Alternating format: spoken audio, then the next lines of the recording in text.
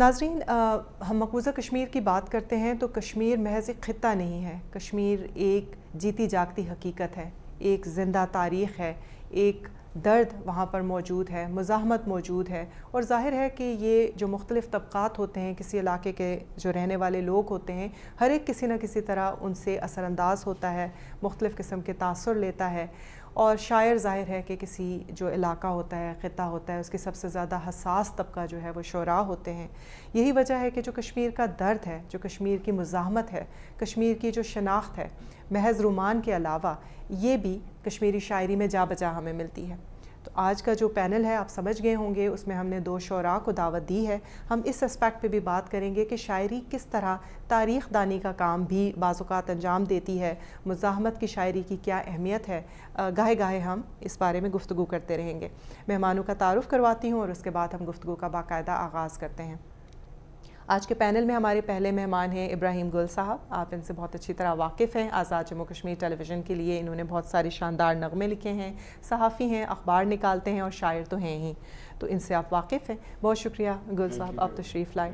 ان کے ساتھ تشریف رکھتے ہیں ایم یامین صاحب، ان سے بھی آپ بہت اچھی طرح واقف ہیں، یہ بہت معروف شاعر ہیں ہمارے، ماشاءاللہ 2 کتابیں شاعری کی ان کی منظر عام پر آ چکی ہیں، اور آپ کی بہت شاندار شاعری ہے، اگر آپ نے نہیں پڑھی تو اب ضرور پڑھیے گا۔ آپ کا بہت شکریہ یامین صاحب، آپ پروگرام میں تشریف لائے۔ آغاز کرتے ہیں گفتگو کا۔ ہماری جو شاعری ہے کشمیر کی، ظاہر ہے کہ بہت پرانی تاریخ ہے اور صوفیاء کرام کے زمانے سے شروع ہوئی، تو تھوڑا بتائیے گا ہمارے ناظرین کو کہ شاعری اور کشمیر کس طرح یکجان اور 2 قالب ہیں۔ اگر میں تاریخ پر نظر ڈالوں تو مجھے محسوس ہوتا ہے کہ کشمیر ایک ولیوں کی سرزمین ہے، بالکل ایسا ہی، اور یہاں پر جو حبہ خاتون ہیں، یہاں پر جو للہ عارفہ ہیں، یہاں پر جو مہجور ہیں، یہاں پر جو دیگر شعراء کرام ہیں، اگر ان کا کلام میں پڑھتا ہوں یا دیکھتا ہوں تو مجھے یہ محسوس ہوتا ہے کہ اس میں کہیں پر بھی ایسی کوئی چیز مجھے نہیں ملتی جو انسانیت کو بڑھاوا نہ دیتی ہو۔ یعنی انسانیت جو تھا ان لوگوں کا پہلا اصول تھا۔ ہم نے انسان کی قدر جو ریاست جموں کشمیر میں دیکھی ہے وہ بہت زیادہ ہے، اور اگر میں اس چیز پر نظر ڈالوں کہ ریاست جموں کشمیر نے کتنے اولیاء کرام کو اپنے سینے میں رکھا ہے، دفنا کے رکھا ہے، تو بہت ساری ایسی چیزیں نظر آتی ہیں جن پر آج بھی لوگ بڑی عقیدت مندی سے حاضری دیتے ہیں، جاتے ہیں، وہاں بیٹھتے ہیں، دعائیں مانگتے ہیں اور اپنی من کی مرادیں پاتے ہیں۔ تو یہ ایک ہسٹری ہے کشمیر کی۔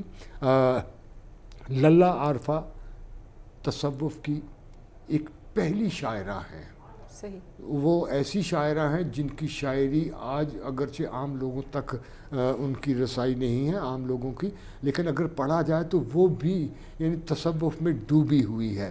تو ہم جب للہ عارفہ سے 1560 سے اگر میں حبہ خاتون کو دیکھتا ہوں تو مجھے محسوس یہ ہوتا ہے کہ حبہ خاتون میں جمالیات کا ایک بہت بڑا خزانہ جو ہے اس کی شاعری میں پنہاں ہے۔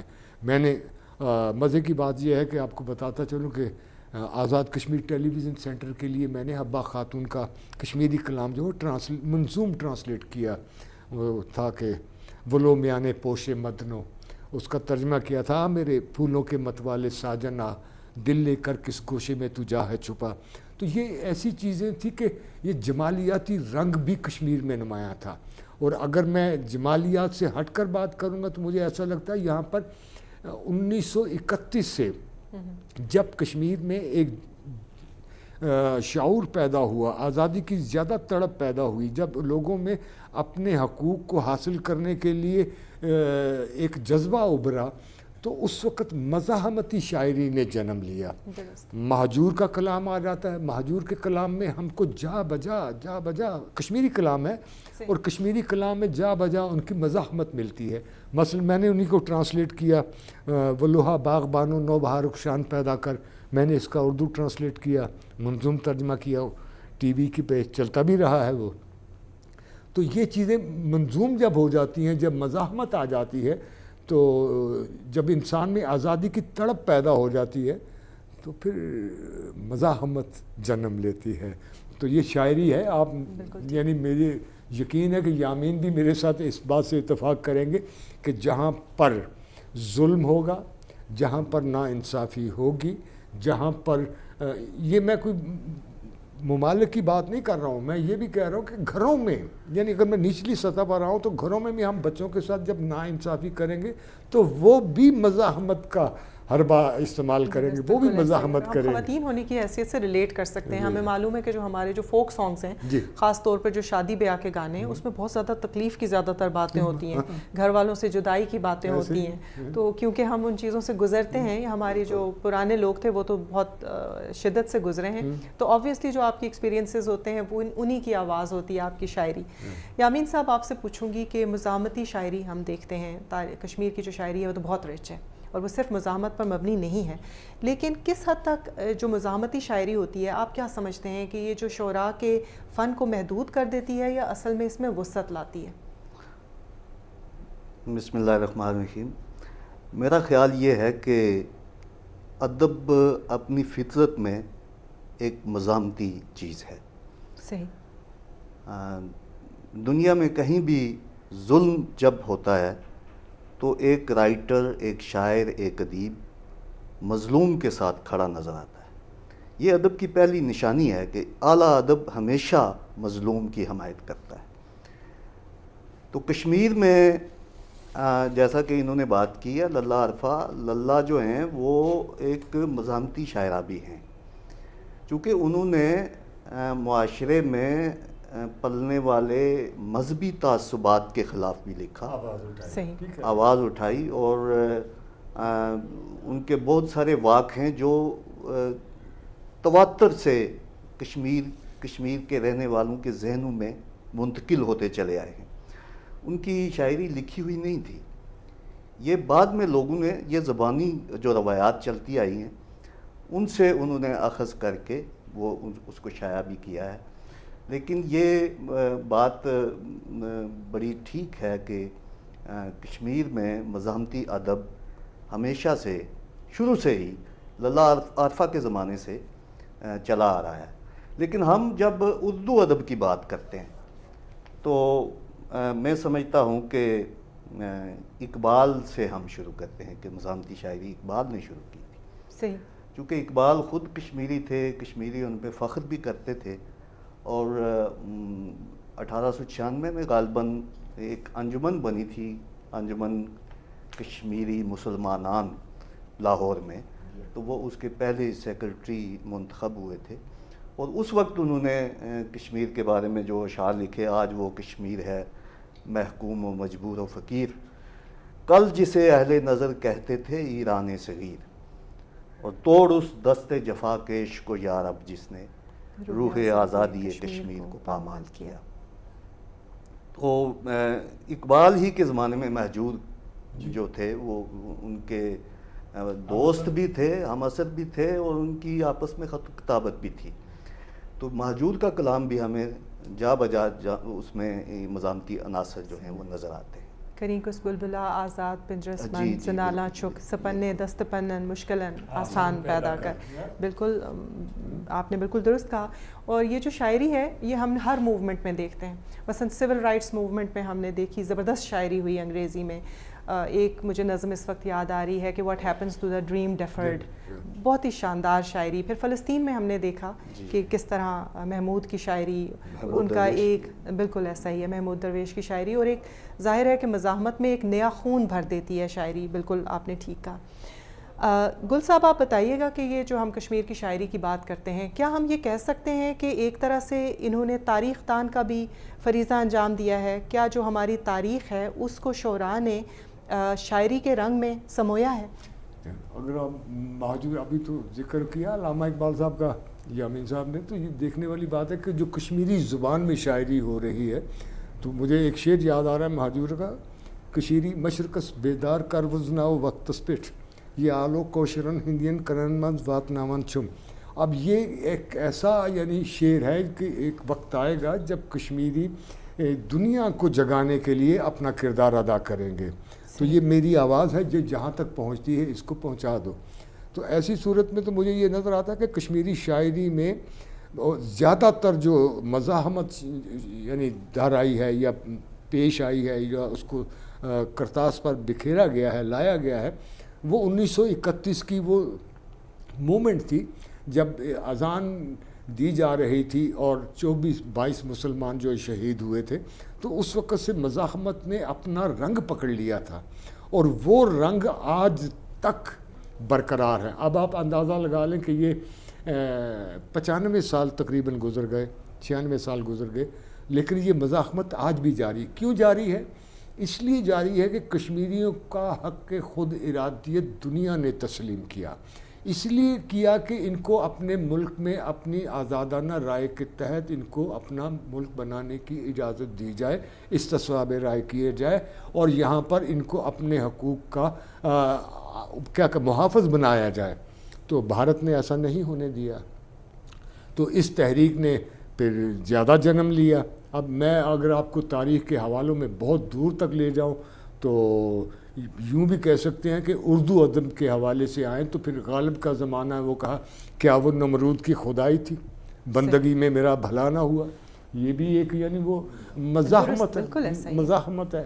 تو اب اردو شاعری میں بھی مزاحمت کا جو عنصر پایا جاتا ہے یہ بہت زیادہ وسیع ہے۔ میں میر انیس کو میں دیکھتا ہوں، میر اور لوگوں کو دیکھتا ہوں، فیض احمد فیض تو ہمارے یعنی قریب کے لوگ ہیں، فیض احمد فیض ہیں جنہیں آپ پڑھیں گے تو آپ کو مزاحمت کا ایک، اور پھر یہی نہیں، حفیظ جالندھری ایک بہت بڑا نام ہے پاکستان کی تاریخ میں، بزم نہیں رزم نہیں بزم کچھ ان کی کتاب ہے جس میں وہ کشمیر کے حوالے سے انہوں نے بہت زیادہ نظمیں لکھی، بہت زیادہ کشمیر کی آزادی کے لیے کام کیا۔ تو یہ مزاحمت جو ہے اردو ادب میں ہو یا کشمیری ادب میں ہو، یہ بدستور۔ مجھے ایک شعر یاد آ رہا ہے، آذر صاحب کا شعر ہے، اپنے کوشر مسلمان پھٹ رہا ہے زولان، کشمیری مسلمان جو ہے آخر کو اپنی زنجیریں جو ہے، زولان کہتے ہیں زنجیر کو کہتے ہیں، کہ یہ زنجیر کو توڑیں گے۔ تو پھر یہ نغمے چلتے رہے یہاں پر، یعنی اس کا مطلب یہ ہوا کہ ماضی قریب میں بھی یہ تحریک جو تھی مزاحمت کی کشمیری زبان میں، اردو زبان میں، وہ بدستور۔ ایک اور شعر یاد آ رہا ہے آذر صاحب کا کہ کوشر مسلمان پھٹ رہا ہے زولان، تو دوسری طرح اس کوشر سن موج کشیر، اس کوشر سن موج کشیر، موج کشیر اس ناد دیوان، ہم کشمیری ماں کشمیر بلاتی ہے، میں نے اس کا اردو ترجمہ کیا۔ تو اب ایسی صورت میں یہ مزاحمت جو تھی ہمارے ماضی میں بھی، ماضی قریب میں بھی موجود ہے اور ماضی بعید میں بھی موجود ہے، اور یہ مزاحمت میں نہیں سمجھتا کہ رک پائے گی کہیں پر بھی، کیونکہ حالات کیسے بھی ہوں، امن بھی ہو، لیکن مزاحمت کا جو ایک ہے حصہ ہے وہ موجود رہتا ہے۔ وہ مزاحمت کو آپ اپنی زندگی سے نکال ہی نہیں سکتے، یہ بھی مزاحمت ہے، زندگی کے خلاف بھی اگر کچھ آپ کو جدوجہد کرنی پڑتی تو وہ بھی مزاحمت ہے۔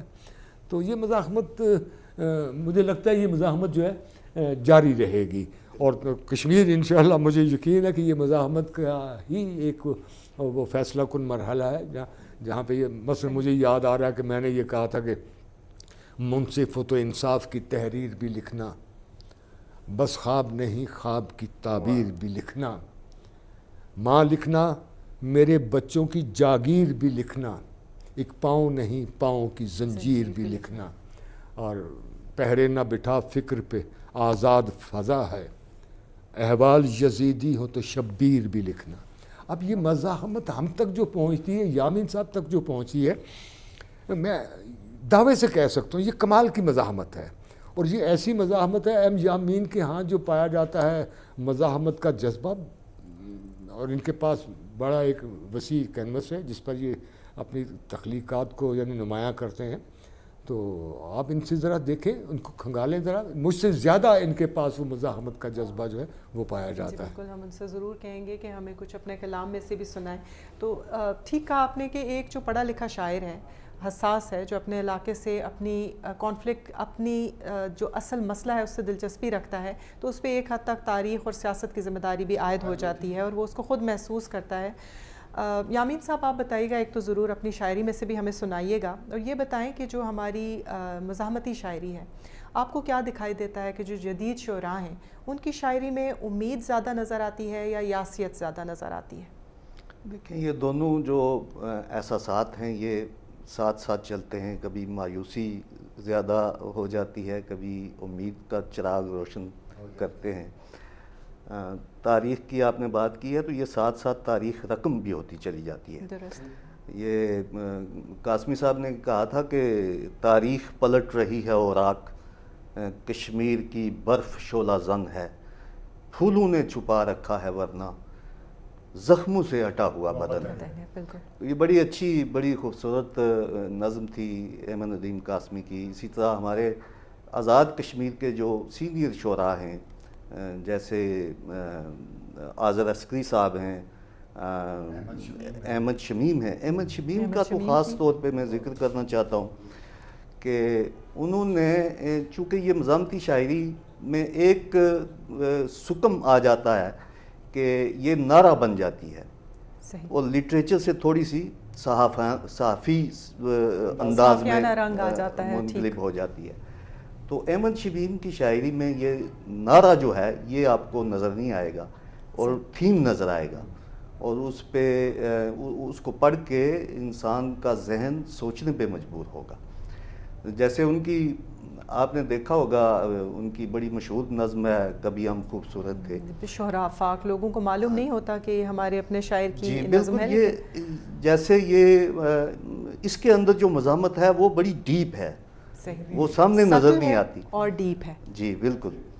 تو میں نے جو اپنی ایک طویل نظم میں نے لکھی ہوئی ہے سری نگر روڈ کے عنوان سے، تو اس میں سے میں کچھ لائنیں جو ہیں وہ آپ کو سناتا ہوں کہ للہ تم نے سچ ہی کہا تھا، اپنی ہوا سے بہتر کوئی لباس نہیں، میں نے دیس کا سارا موسم موڑ لیا ہے، میرے کانٹے میرے ہی دل میں چبھتے رہتے ہیں، بادشاہ تیرے ملک کی مٹی کتنے پھول اگا سکتی تھی، کتنے رنگ بنا سکتی تھی، جو گلزار اس خاک سے مہکے اور آفاق میں چمکے تھے، سب حشرات کا رزق ہوئے ہیں۔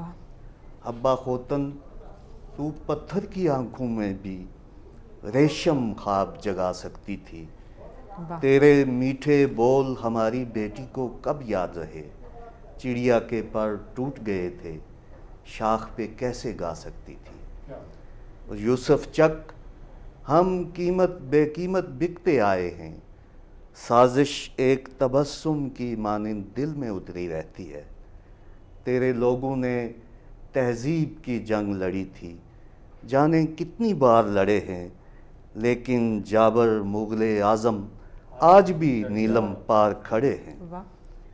اے سلطان شہاب الدین، اس جنت پر اب تک اتنی برف گری ہے، آنکھ کو آنسو، شاخ کو اکھوے، اور چشموں کو اپنی روانی یاد نہیں، اپنا تسلسل ٹوٹ گیا، کوئی کہانی یاد نہیں۔ کوئی کہانی یاد نہیں۔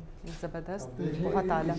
ہر ایک لائن، یہ جو یامین کہہ رہا ہے، ایک لائن میں، ایک ایک لائن میں یعنی پوشیدہ ہے وہی وہ بات جو میں ابھی جذبات۔ کہہ رہی تھی کہ کیا تاریخ کی نمائندگی ہوتی ہے، تو یہ پوری تاریخ ہے، اس کے لیے آپ کو بہت ساری باتیں معلوم ہونے کی ضرورت ہے، تب آپ کی سمجھ میں آئے گا، یا یہ سننے کے بعد آپ کو شوق ہوگا کہ آپ معلوم کریں کہ کن کن واقعات کی طرف اشارہ ہے۔ تو زبردست، ماشاءاللہ۔